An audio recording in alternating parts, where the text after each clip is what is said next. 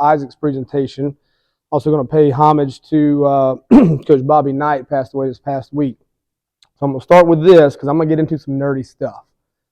But ultimately, it all comes back to this right here. So a student who took Coach Knight's basketball class, you probably saw this tweet the other day. The first day of class, he walked in and the whole room could not take their eyes off of him. He said, quote, "I'm going to teach you all you need to know about coaching right now." He found a kid in the middle of the room who did not appear to be in shape and asked him to run over to the door, jump as high as he could, and touch the top of the frame. The kid did and barely nicked it.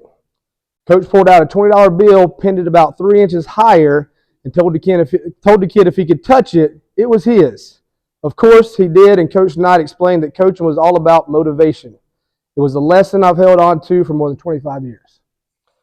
So even with the coaching part, and then get into the data part, the assessment part, if your athletes aren't motivated, they're not giving maximal effort, they're not doing it with intent, the data means nothing. You have a kid who comes in and one day he jumps 36 inches, and then the next day he comes in, he's 28. Did he really fall off 8 inches, or is it just a lack of motivation that day? You can't compare those. So from a longitudinal standpoint, that data means absolutely nothing. So again, we'll talk about some nerdy stuff, but it comes back to motivation, and the way you do anything is the way you do everything. And that's what we're trying to see when we're collecting data. I forgot my clicker, so I'm going to keep stepping back over here. All right, I'm going to define some stuff just because some of this stuff's a pet peeve of mine. The foundation of strength conditioning or sports science, identifying, measuring, and improving factors related to sport performance. We see that in the NSCA textbook. You see it in all these research articles. Sport performance, sport performance, sport performance. What is it? I tried to find a working definition of sport performance and could not find it. I called NSCA headquarters and asked them, what's the definition of sport performance? Oh, it's in the textbook. No, it's not. I dug back to the 1940s and found sport performance being used in research articles, but no one ever defined it. So sport performance in the current body of literature is not clearly defined, not linked to competitive sport performance outcomes, and it's predominantly, most of the literature is what I call general athletic performance or gap markers, physiological, neuromuscular, and psychological factors.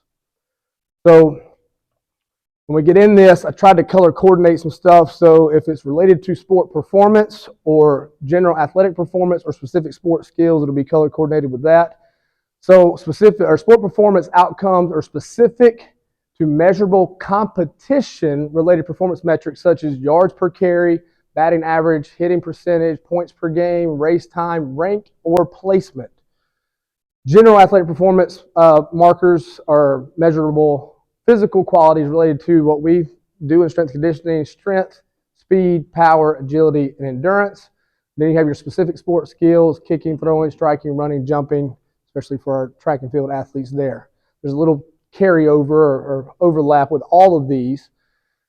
So it's not three separate things. There's that gray area in between where they're all kind of related, all right? So we'll mostly talk about the general athletic performance. Sport performance, like even when I was at South Carolina, we were the sport performance department. I wasn't a big fan of that because now you're tied to performance on the field, and if they don't perform, well, that's our sport performance coach. I polished the turds the best I could, you know. So everything should be color coordinated. I didn't get too sexy with this presentation. I pulled stuff back from 2016 to throw in here. So ensure your data is meaningful. We already touched on that. So this is Newell's constraints theory. It's at the end of this, there's a shared folder. I'll send to you guys this presentation. Then you'll have the link to the shared folder. It's got research behind all this stuff. It's categorized by your motor control, motor development literature, your jump assessments. So all that's in there. But what are your controllable factors? So everybody loves triangles. This is adapted from childhood development literature and how kids mature across the different stages of life. But when we have athletes, it's essentially the same thing. It's different stages of athleticism or long-term athlete development. What do we control as a coach? We control the task. Here's what you're doing today. We control the environment, setting up your weight room, utilizing your space, being as effective and efficient as possible. We have ultimate control over those. We don't have control of the athlete themselves. But the way, so Bandura's reciprocal determinism theory, the way we propose things is the way they're perceived. So wanting to build motivation, build that buy-in, build that trust, if we can manage the task and the environment, ultimately that'll funnel in and lead to the development of these athletes from a physical and a mental standpoint and get that buy-in. And without any of this, the testing, the numbers, the data means absolutely nothing. All right, so I'm going to briefly touch on some of this stuff. It's the things we already do and we know. Non-tech jump, gap assessments, vertical jumps. We talked about this on the walk-in this morning. I don't have a Vertec. You said you have a Vertec? You got one. Some people do, some people don't. Old school, tape on the wall. What are the pros? It's very affordable. Tape, measure it off, boom, we're good. Cons, it's time consuming when you have a large group, and it's also inconsistent because you got to be right there looking at where they touch it. Even if you use chalk, it's still going to be inconsistent numbers. If you have a Vertec Pros, it's somewhat affordable, maybe. It's not in our budget right now. Budgets are everything. But we have a jump mat. And we talked about that on the way in too. You get more consistent data with this as opposed to the Vertec. It's simple, it's portable, somewhat useful data, time consuming, then inconsistent. It's only accurate to the half inch, and that's assuming they hit their pinnacle or hit the peg at their pinnacle. They may be a little below on the downswing, on the upswing, it may not be accurate. So later on we talk about variance or consistency. It's kind of hard to measure that because they may not be hitting, it may not be capturing their true pinnacle, true vertical jump. And then I had to throw one of my former athletes. She was a second team All-American at South Carolina. 10 foot 11 inches on her vertical jump, approach vertical jump. And we'll talk about that here. So different ways to do that. You have your counter movement, provides continuity. So it's just down and up with the arm swing technique, which is a limiting factor because some athletes don't jump as much. Your soccer players compared to your volleyball players or basketball players, that arm swing technique will play into that. You can also do a specificity approach jump. We do that more with our basketball players and volleyball players where they're allowed to do a run-in approach similar to their sport. We'll talk about the switch mats. We'll talk about another one I do with volleyball. And then this is data that you're already collecting. You have height, you have weight, you have vertical jump. You can use the Sayers equation, peak power output formula, converts it into watts. Again, it's another way to make it competitive. You make it competitive, you enhance buy-in. You also get more reliable data across time longitudinally. Broad jumps, horizontal jumps. So you have your standard broad jump, toes at the line, jump, stick the landing. That's a big one. Be consistent. So with testing, you're collecting data, you want to do it the same way every time. So if this athlete sticks the landing, this test, when the next time you allow them to hit and fall forward or kind of skid into it, you can't compare those. It's not going to be accurate data. You can't compare apples to oranges. We want to see where this apple is now to where this apple is, or compared to where the apple was previously. And then you also have your triple broad jump. With this one, again, you have height, you have weight. You can do a jump to height ratio. And then I've got the reference there. I've got it in the shared folder, so you can look into that more. There's also normative data for boys ages 11 to 18. So national standards with thousands and thousands of kids where they've collected this data over time. So now you compare it to what the national standard is for general population boys, where are athletes at? And then you can create your own in-house normative data. Our basketball players are typically here. Our volleyball players are typically here. Break it up by position. And it's not adding more work. It's data you already have. It's just adding context and making it competitive.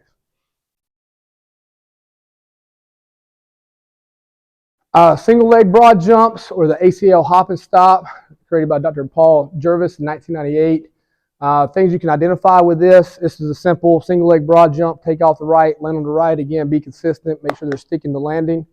Identify leg dominance. Are they right leg dominant, left leg dominant? You can look at deficiencies, and then you can also, there's data behind this with his research, looking at risk of non-contact ACL injuries. This is something I use on the right side. You don't have to do it this way. We just have a gold, silver, bronze. So I really emphasize building the brakes. All right, moving fast is cool, but where do most injuries come from? On the extension or on the absorption of force, planting and cutting, coming down from getting a rebound, coming down on one leg in volleyball. So I have the jump to height ratio there. So you do it for both sides. So if they're more than 110% of their height, they're into gold. They're at a lower risk. Doesn't mean it's guaranteed, but they're at a lower risk given the data behind it. They're not gonna have a non-contact ACL injury. Silver, that's like, all right, that's our standard we've got to get here. If you're into bronze, we got a lot of work to do.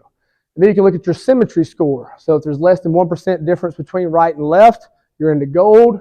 If you're 1.1 to 3% difference between right and left, you're silver. Like you at least got to get there. Even if you're a one-sided sport, like a pitcher, you still want to be between that 1.1 to 3. If you're more than 3.1% difference between right and left, you're into bronze. We have work to do. Risk of injury isn't always their non-dominant side. So if you're thinking about it from like brake pads or driving a car, if we're using the left side 70% of the time and the right side only 30% of the time, this left side is going to burn out quicker. That's where you see the big crashes. All right, they're a little fatigued, it's worn out a little bit more, and maybe they're going full speed, they plant to cut, the brakes aren't there anymore, they've already worn out, you're at a higher risk on this side. Or if you're asking the non-dominant side to do something and it hasn't been exposed to, now you're at a higher risk for this side. So it's not, oh, one side's safe, the other side's not. They're both at risk. You want to minimize the asymmetries even in one-sided sports. Now I've got a chart in the Google Drive file as well for this. All right, this is a busy slide. I'm not going to touch on everything, but ultimately diving into the research, gap markers, general athletic performance markers, are roughly equivalent to all your other athletic performance markers. So we don't need to go through and test 30 different things and try to reassess those every 4, 8, 9 weeks, whatever it is. That takes time away from training. Most of us are in a scenario where we're the only coach in there for 30 or 40 athletes, or you're doing it throughout the day as part of class. You have 200, 300 athletes and students that are coming in.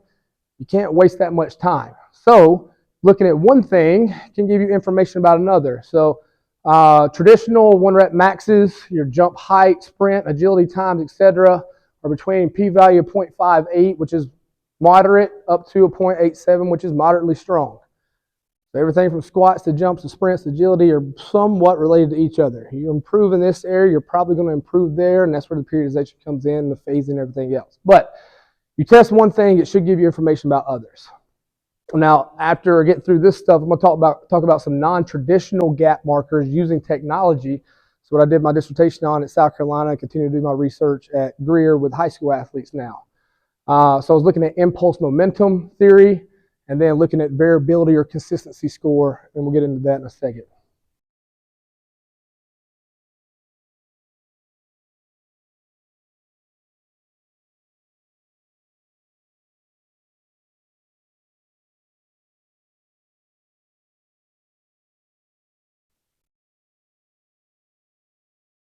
All right, so now vertical jumps using a jump mat. I don't even think we need to turn it on, just ready? All right, so how many of y'all have jump mats in here? Okay. Interest in jump mats, just don't know anything about them, or not in the budget, don't care for them? You want one. Okay. If you get one or you budget for it, here's another thing too. Take advantage of grants. I'm learning this in the high school setting. We don't have a budget at Greer, so we rely on fundraising and grants. We wrote a grant last year and got 3 of these Vitruve systems. So why use technology? What does it help with? You used the word earlier, continuity, consistency. Consistency is key in everything, and we're going to end up measuring and tracking that as well with their performances. But if you want to compare data across time, this is going to be your most consistent method. So counter movement, hands on hip. This doesn't matter. It doesn't matter if you're looking at your soccer players, your gym pop, gen ed kids, your volleyball players, football players. This is something you can do to compare athletes across all spectrums. It's standardized. They get into their jump stance, hands on hip, 3, 2, 1, dip, and jump. Counter movement. Stick to landing. You can do one trial, go to the back of the line if you want to give them 20, 30 seconds of rest in between. You can have them reset 10 seconds in between. Go ahead and knock out 3 to 5 jumps. You can also do the Bosco. You can do repeated jumps. I've got information on all that too, so I'm going to busy up the slides. Provides continuity. You can also do this with the arm swing, and at Greer we do it 3 different ways. We go hands on hip, we go with the arm swing, and we also do it with the approach and the specificity for our basketball and volleyball players. So with the arm swing, again, if you're working with a soccer player compared to a volleyball or basketball player, there's a technique to the arm swing, and we try to teach them that the arms are used to generate momentum. You want to jump higher, sprint faster, we got to start utilizing our arms. We do it in the warm-ups every day in some capacity. So arm swings, arms up, jump, stick the landing, reset. Now specificity, our basketball players will take an approach. They'll run into it, and it's self-determined. They can go at an angle, they can go straight on, whatever they feel like they're going to be most efficient and effective with. So they'll do their approach jump, come in, land, jump. And then with volleyball, especially with our front row, our middles, and our outside hitters, they get in their athletic stance. We call it the cha-cha slide. So they get in athletic stance, they slide over. Probably best if you do it that way, but slide over, boom, load, jump, stick, like they're blocking at the net. So you have different ways to either make it general, compare across everybody in the school, or specific within that team. Again, you can use the Sayers peak power output formula here. It's going to allow you to look at another metric so that you can recognize people across the spectrum. Got out of breath from that. I'm getting old. So what I like about this is instead of just recognizing your top performers, somebody's got a 38-inch vertical. Yay, that guy's got a 30-inch vertical. But does he work that hard? Or what about the guy who's got another 40, 50, 60 pounds on him and has a 33? That's impressive too. If you got a 200, 300-pound guy who's moving, find a way to recognize them. So then from a football standpoint, you have your skill guys and you got your big guys. Now other people can start being recognized, not just your highest performers. That make sense? And again, that ties into the motivation. They're being recognized for their efforts, for something. And when you do collect multiple metrics, you can start recognizing people in other areas. We got a guy who can squat a lot. We got a guy who can bench a lot, who got a high vertical, who sprints fast, who's more consistent. You can start recognizing more people and create that buy-in and create little mini competitions throughout your team or your weight room. Force plates, I won't touch on this too long. Pros, they're more precise. It is pretty good technology. They're portable now. You can move them from place to place, from the weight room to the gym. The problem is they're time consuming because you got to collect the data. Then you have to use additional software to analyze the data. It's also not affordable in most high school budgets. It wasn't affordable when I was at South Carolina, SEC budget. The cheapest ones are about $600 and they're a little finicky, up to $10,000. So if any of you were given $10,000, I can guarantee it would not be spent on buying force plates. And again, also with technology, you also have Murphy's Law, and that applies to the jump mats and also your velocity-based systems as well. If something can go wrong, it will go wrong. There's a couple times, force plates when I was at ETSU, had a group come in to do testing. It was my day to go in to set things up, and they were starting testing at 5:45 with hydration testing. I got there at 4:45. We had bad storm the night before. My card access did not get me into the building. It reset it, would not recognize my card. I couldn't even get in the building. I had to go out to a little emergency thing, get the cop to let me in, explain who I was, show my badge. Then I got in there. The system was fried. I couldn't get any of our computers to turn on. It was a disaster. So again, Murphy's Law, if you're using technology, it's going to go wrong.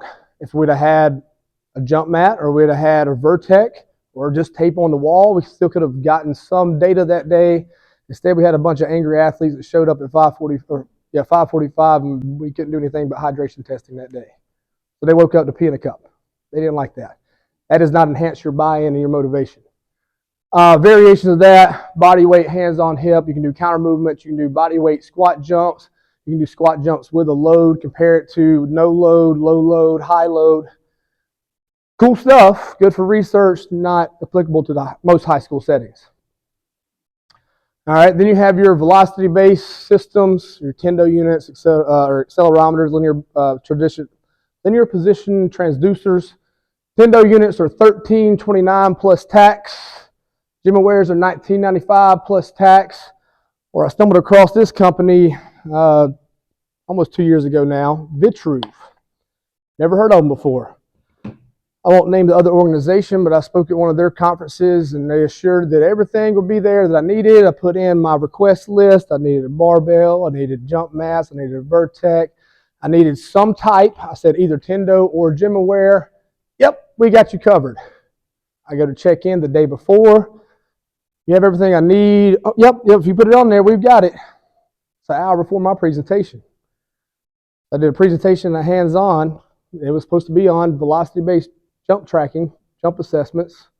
I didn't have anything to assess velocity. Rich Burnett was there. He's not officially associated with Vitruve. He just knows a guy who sent him with a couple just to show him off unofficially. Didn't really have a table set up. Just he had some. I heard about it. I went to him. He called the guy with Vitruve, said, yep, let him use it. Use this as a chance to showcase our equipment. So because they didn't provide me with a Tendo or GymAware, Vitruve got a little love at a pretty big conference.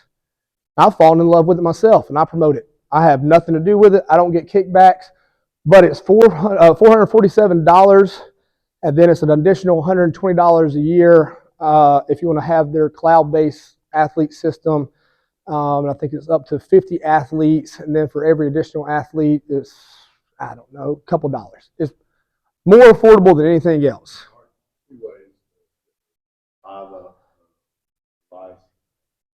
And then really, anything unless you want. Right, yeah. You can just buy the device outright for $447. Or you can do a lot of companies for a much lower price, annually lease device and have software. And the positive of that is it's not yours, so it's weight dropped on it. Pretty good deal. Over a 10-year period, it's going to cost you a whole lot more than that. Two ways you can go about it. And we'll demo this in a little bit. One reason to use one of these, any of these, and I really like the Vitruve, if you're looking at peak velocity, not average velocity, we'll talk about the importance of why using peak velocity in a second. A tethered unit is going to be more accurate and precise. When we're talking about data, from a data standpoint, not the motivation side, you want true and accurate data. A tethered system is going to capture peak velocity because it's capturing it throughout the whole range of motion. If you use a Bluetooth device or use a camera-based device, I'm not a nerd, I'm not an IT guy. The bandwidth, sampling frequency, one of those terms, I don't know what it is, isn't sensitive enough to capture peak velocity because peak velocity occurs right at toe off. Think of it as like shooting a bullet out of a gun. You got a rifle. That bullet is at peak velocity as it is exiting the barrel. Once it exits the barrel, it is no longer accelerating. Gravity and wind and everything else is working against it, it's slowing down. So when you're jumping or sprinting, you're at your peak velocity right at toe off, and you're no longer applying force through the ground. Tethered device is going to give you that precise number. And I've compared all three of these together. I didn't publish anything. There's nothing out there comparing them from a research standpoint, but anecdotally, I can tell you all three of these are between if you're looking at peak velocity, they're always between 0.01 of each other, which is really good. And again, make it competitive. We've started using this at our high school with our gen ed classes, our athletes across different sports. We tested this week. Monday, we had football players, we had basketball players, we had baseball players all talking trash to each other about who had the highest jump velocity. And now it's competitive across different sports, and now that culture is expanding across our entire athletic department. So again, nerdy stuff, slides are here, research is in the Google Drive. We won't get into this, but impulse is traditionally found as force times time. When I was at South Carolina, looking at the metrics I had, what I had available, I had some Tendo units, I had height, I had weight, I had this, I had, okay, what can I do with it? The good thing about physics is it's all plug and play. What do you have? What can I do with it? Plug it in here, plug it in here, plug it in here. Impulse momentum theorem is the change in momentum times, or the system mass times the change in momentum. It's the same as impulse. This is another form of power. You just can't say power because we're not looking at force and velocity. I just have system mass times the change in momentum. Same thing. You can also convert newtons into watts, and you compare that to your Sayers peak power output formula. And what I found with that, with my research, my dissertation, is the Sayers peak power output formula and the impulse number that you get from the jump velocity testing is at a 0.9 correlation to each other, which is pretty good. But again, we would say log velocity at the end of acceleration measures the equals and mass is constant. Out of the gun, out of the barrel, it's that peak velocity when it exits. When we are at toe off, when we're jumping or sprinting, that is our peak velocity. We're going to be able to get there faster. The one who strikes first strictly wins. Alright, so I just copied and pasted a slide. I don't know how to make these sexy, but this is some of the research I've done looking at jump velocity. How do I tie it into sport performance? I was trying to predict performance on the field. We're always trying to predict what happens in here, how does it translate out there. So this is the nerd. Examine associations of gap, epimetric, and demographic markers when comparing starters versus non-starters in a Division I beach volleyball team. I did this across 6 years. So the stats, dirty stuff, all that good stuff. So it's not your typical 95% confidence interval, p-value is 0.05. Got down here, p-value as low as 0.001. So in order of association to their starter versus non-starter status, SWAT jump peak velocity had the highest association or correlation to starter versus non-starter status. There's one other study that's currently out looking at Division I women's soccer. They saw the same thing. Your players that had played more significant minutes and played Division I women's soccer also had the highest jump velocities on the team. So this is kind of new stuff that's getting out there. There's not a whole lot published yet. I have a ton of new be published. I'm just not doing it yet. I had a meeting with my old advisor. We had breakfast together. The way it works, if I'm going the pace route, so I don't get my professional development points till I'm done with pace. So if I publish all this stuff now, I get no credit for it. Starter status. Again, this is a 6-year project. I just kept collecting data, kept looking at different things, kept trying to poke holes in it. How do I predict, or how do I tie association to what we do in the weight room to what the coaches are seeing on the court or on the field? Because again, you got to get coaches buy-in for the motivation for your players. Top-down approach. And I thought this was curious. You're a volleyball coach, right? One of the questions I had from an outside committee member when I was going through my proposal process, well, shouldn't height matter for volleyball? Starter versus non-starter status. At the SEC level, on average, and I also do this for indoor volleyball too, not just beach, for both, on average, my starters were shorter than my non-starters. Starters were shorter than my non-starters. Why is that? So as a coach, my name is Peter Tongren. I'm the head strength and conditioning coach at Holy Innocents Episcopal School in Atlanta, Georgia.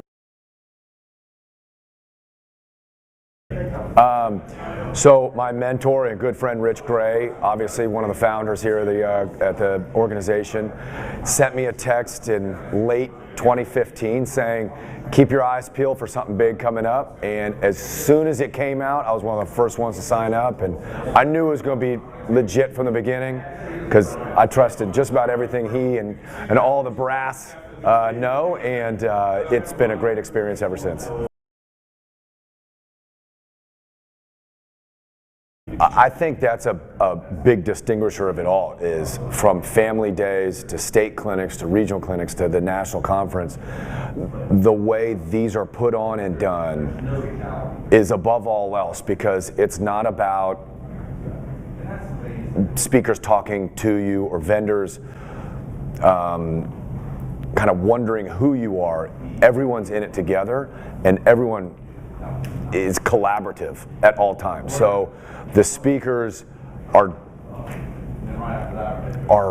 are doing the exact thing that we need. And it's not somebody with the greatest athletes in the history of Earth or the greatest facilities in the history of Earth. It's someone who has worked through the weeds just like every one of us other high school strength coaches, and giving us just a bit of what worked for them, and maybe it will work for us because we're all in it together. I think a big piece is just the knowledge transfer between all the coaches that are here, whether or not you're at a 5,000 student high school or a 200 student high school. People are giving each other information, which in turn creates relationships that everybody can use at all times. So I'll give buddies calls in California, in Kansas, in Georgia, wherever, and say, hey, this is something I used, or what do you think about this? Where in the past, it was never any type of real connection between people. And so being at these conferences, you are able to stand next to someone, and next thing you know, you're talking about the exact same thing. And that helps bring good information to our students, helps me be better for them, and makes them better in the long run. Yeah, it's almost a standard first 1 or 2 questions I ask other coaches when I meet them or when we reconnect, whether or not they have heard of and or joined. And my follow-up is always, you have to do it. Like I said, the connection that gets created, the information transfer that gets created, it really is second to none. And I have done more learning since 2016 than any of the 30 years before that. And it should be a necessity for any strength coach, let alone any coach who wants any piece of athletes, because it's not just about how do you do a bench press, it's about how do you connect with the kids, how do you change lives for future generations almost. I don't want to just talk. We can have an open conversation now. What do you see as a coach? I don't mean to put you on the spot. What are you looking for? Do you see certain things, like sometimes my shorter players are more athletic, generally athletic? Malabares and DSs are like 5'2", 3'4", and their vertical is higher than my college girls. And part of it is they're so tall they feel like they don't have to, because they're already over the block, you know? And so it's like, okay, if you want to play the next level, they're all going to look like you. You know what I mean? You're a homogenous group. They all meet the minimum standard to play SEC volleyball, right? So let's just assume they have about the same jump height.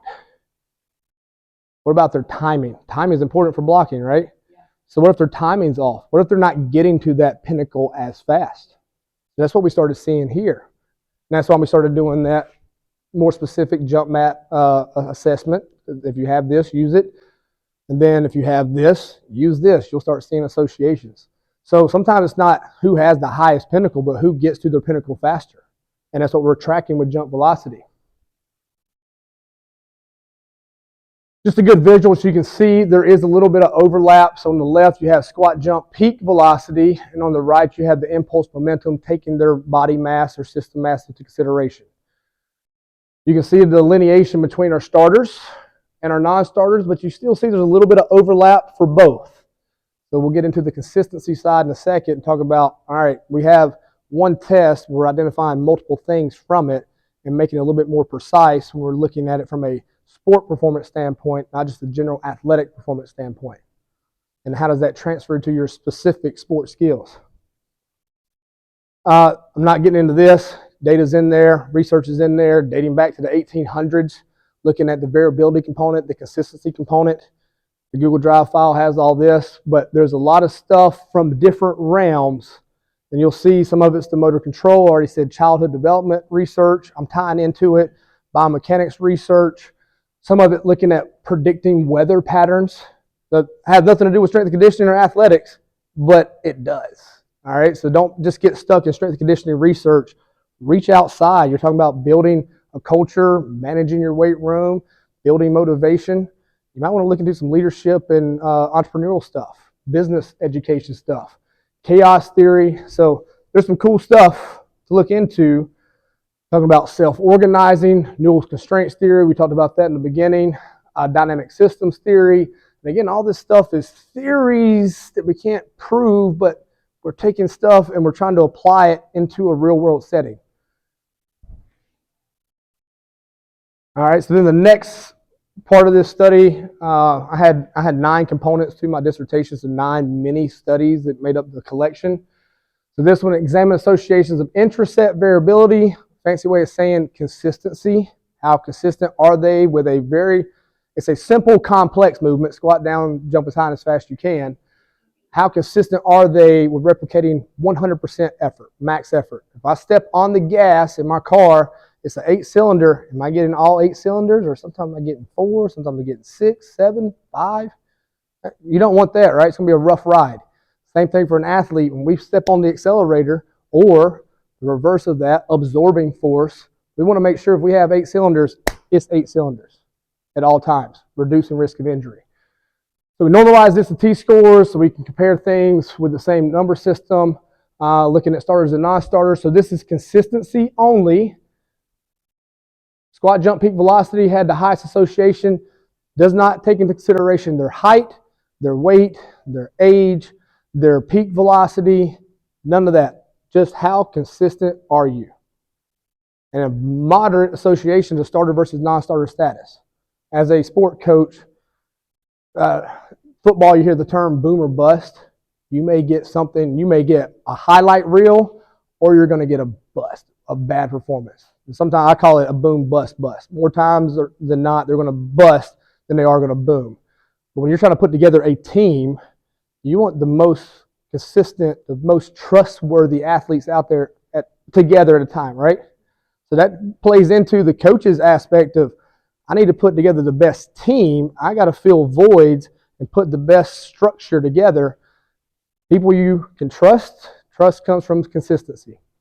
So squat jump peak velocity was right there. So the p-value for this one was a 0.01 based on the standards for this.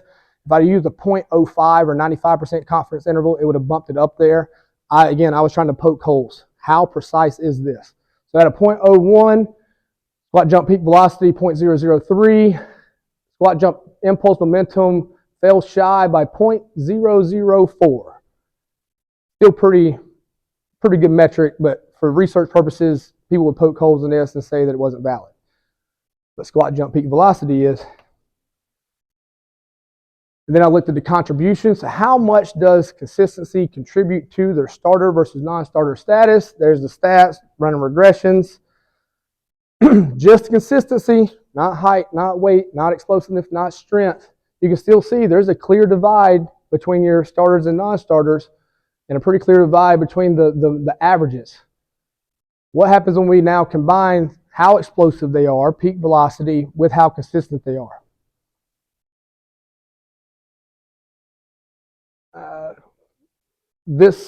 So I wasn't able to run regressions based on the laws of statistics, but I did it anyway because it was off by that 0.004.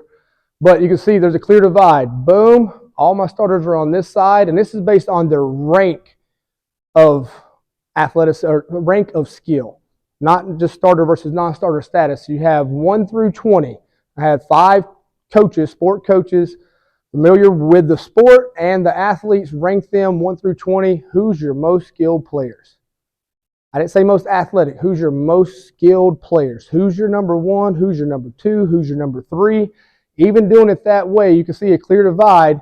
Your top 10 start in beach volleyball. I don't know if y'all know how this works, but they have 5 pairs. You have your 1s pairs, 2s pairs, 3s, 4s, and 5s. And then you have an exhibition pair who plays sometimes. That's your 6s. So if somebody gets hurt, that's your first off the bench players that go in. So your top 10 are starters. 11 and 12 are on the fence. There's 11. There's 12. They're pretty close to that side. But you can see that squat jump peak velocity maximum, they're all on the higher end average-wise than the non-starters. Now this is where we combine both of them. So this is combined jump velocity with their consistency score. Again, running a regression for this one. Now that gap's a little bit bigger. There's still that little bit of overlap, but again, you have your 11s and 12s. That's your first off the bench players, which you're going to have in any team-based sport. There's a fine line between those, but as a coach, you have to figure out. Some of y'all probably play fantasy football. I was doing this this morning, looking at play. Do I go with him or do I go with him? I'm looking at matchups. Well, I look at this too from fantasy football. Well, he's been consistent the last few weeks. I can almost bank on 10 points from him. I might get 25 or I might get 2 from this guy. Same thing when you're building a team. What does that play into? Their motivation. Are they doing things with intent? I don't want you to just be strong and fast. I need you to be strong, fast, and consistent, not just with your jump velocity, but the way you do everything, the way you walk in here. You grab your sheet, you greet your teammates. The way you do anything is the way you do everything. So we're also kind of evaluating a psychological metric at this point. And I really don't know why I put this in here. I guess I needed one sexy slide, but it's essentially the same thing, Newell's constraints. Always keeping an outlook on development. We have objective measures. That's your hard numbers. But a lot of it is what does the coach's eye see, but what's your mind telling you? I see some things, but I also need to think about it a little bit more and process things a little bit more. The hard numbers and the intangibles. But when you look at these consistency scores, you start seeing these intangibles. You're seeing it with a hard number now with something as simple as squat down, jump as high and as fast as you can. Okay, now let's get into the hands-on portion. This will be in the slides when they send it out. Share folder. And again, I'm not taking credit for any of this ACL hop and stop, the jump to height ratio. People explain it better than I do, so I gave you links to that. I learned from them. Sayers peak power output formula, a link to that. There's also one, how to calculate consistency. My computer's not up. I had it pulled up where I could pull up the Excel sheet. There's an Excel sheet. All you have to do is plug in 4 numbers. You plug in their height. No, is it 3 numbers? Yeah, 3 numbers. Height, jump 1, jump 2, jump 3. You put those 3 numbers in, it does the math for you. That's the hardest part with any of this stuff. You're already collecting height, weight, jump numbers. Setting up your spreadsheet's the hardest part. Plug in a couple numbers, boom, let it do the work for you. That's what I love about Excel and what's it called? Google Sheets. Google Sheets.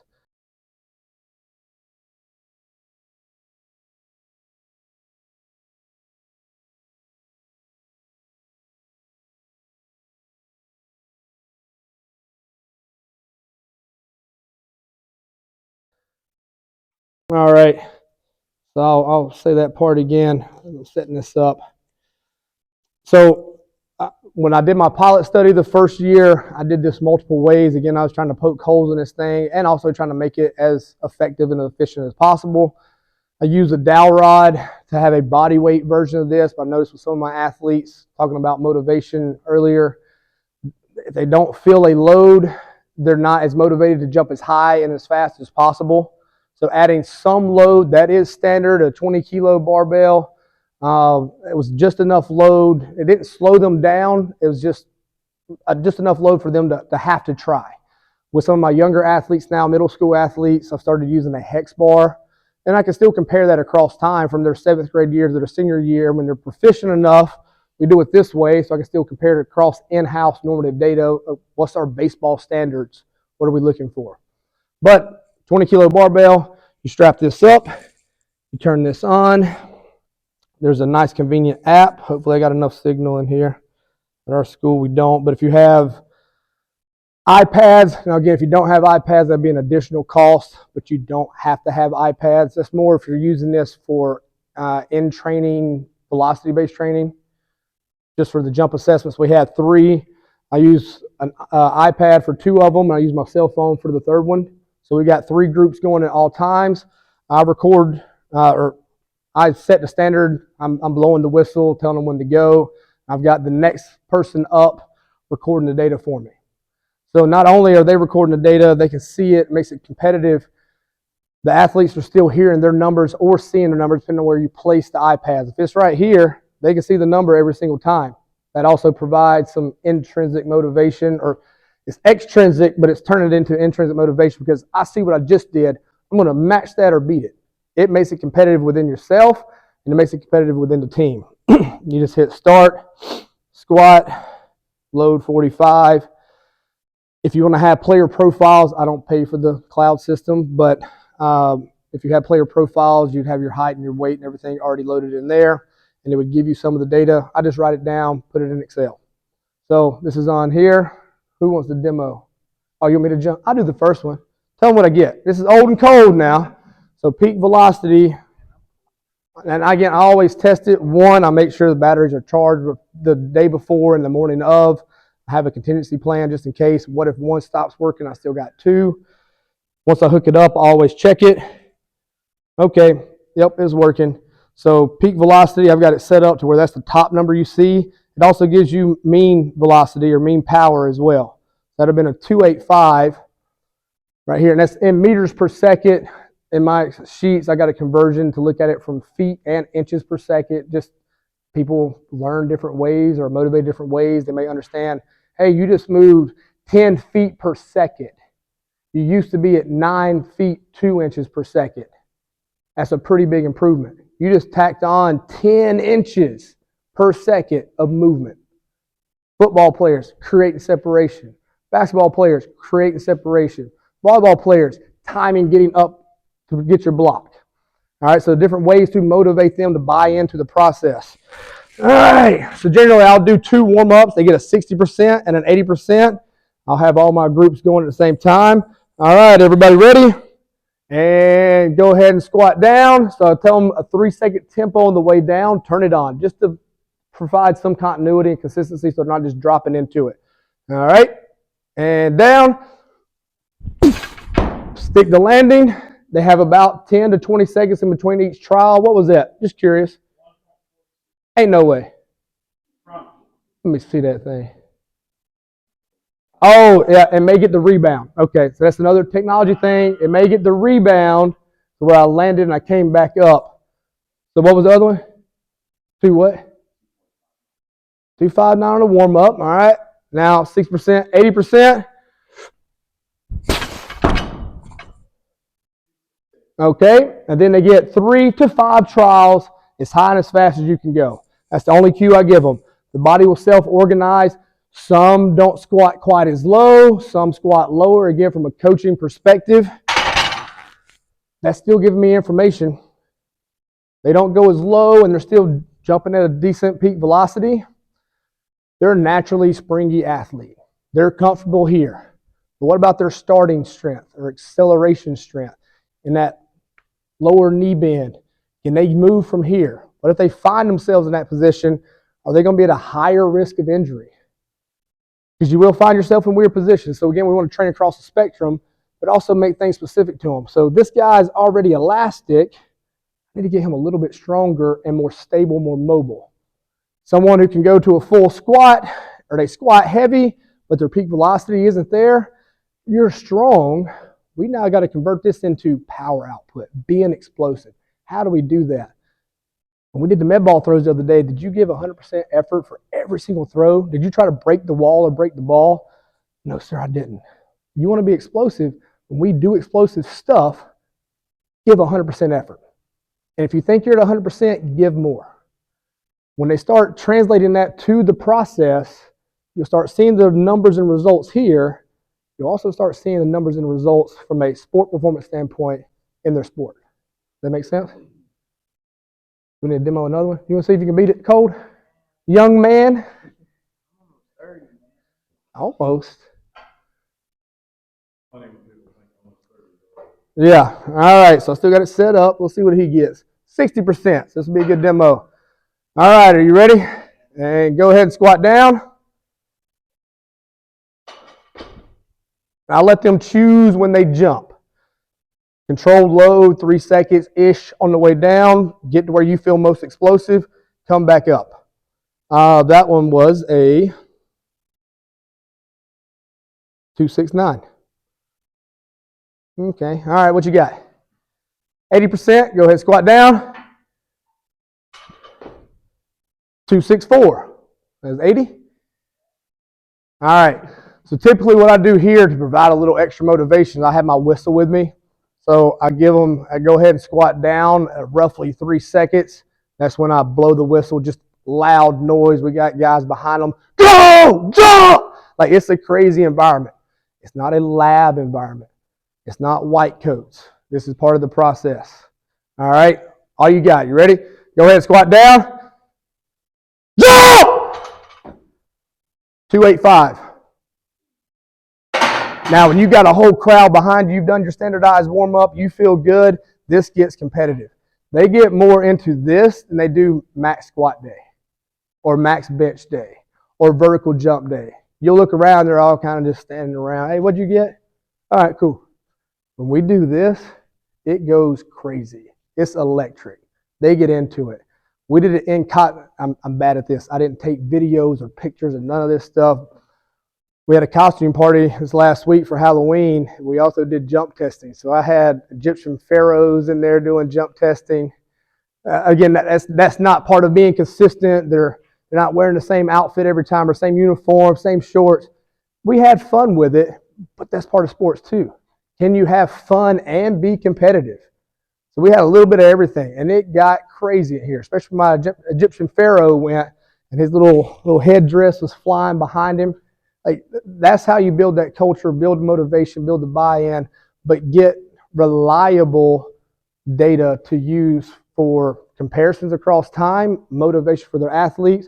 You're already elastic. You need to get stronger. You're strong as crap. We got to get explosive. Here's how you do it. Here's how you do it. Here's your group. Here's your group. Lead that one. Lead that one. Let's go. And now everybody's getting what they need. It's individualized, but you're still roughly doing the same thing. That makes sense? All right. You just want to carry this over into the round table and just ask questions then.